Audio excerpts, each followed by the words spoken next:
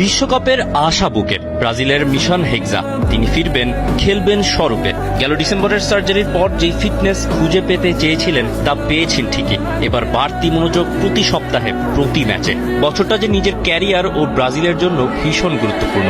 শেষটা মন মতো না হলে গল্পের ইতি এখানেই টানবেন, উজ্জ্বলা তুলে রাখবেন চিরতরে। দিনক্ষণ গুনছে পুরো পৃথিবীর ব্রাজিল ভক্তরা। সেই 2023 সালের অক্টোবরে শেষবার সেলেসাওদের রঙে দেখা গিয়েছিল ব্রাজিলিয়ান ফুটবল রাজপুত্রকে।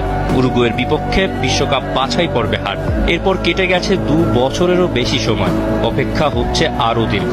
তিনিও যে অপার হয়ে বসে আছেন আনচেলত্তির একটা ডাকের জন্য। গেল ম্যাচে সান্তোসের হয়ে মাঠে ফিরেছেন পুরো দমে। এক সাক্ষাৎকারেও জানিয়েছেন পুরো বিষয়টা। আমি চেয়েছিলাম এই মৌসুমে শতভাগ ফিট হয়ে ফিরতে, তাই কিছু ম্যাচে বিশ্রাম নিয়েছি। অনেকে নানান কথা বলেছে, কিন্তু তারা প্রতিদিনের বাস্তবতা বোঝে না। সান্তোস এ বিষয়ে দারুণ পরিকল্পনা করেছে। অবশ্যই দলকে সাহায্য করতেই চেয়েছিলাম, কিন্তু শেষ পর্যন্ত নিজেকে বিশ্রাম দেওয়াটাই ভালো মনে করেছি, যেন কোনো ব্যথা ছাড়া, ভয় ছাড়া মন মতো খেলতে পারি। আগের চেয়ে একটু বেশি শক্তিশালী হয়ে ফিরে আসতে পেরে খুশি ও স্বস্তি লাগছে। মার্চে বিশ্বকাপের আগে শেষ ইন্টারন্যাশনাল উইন্ডো।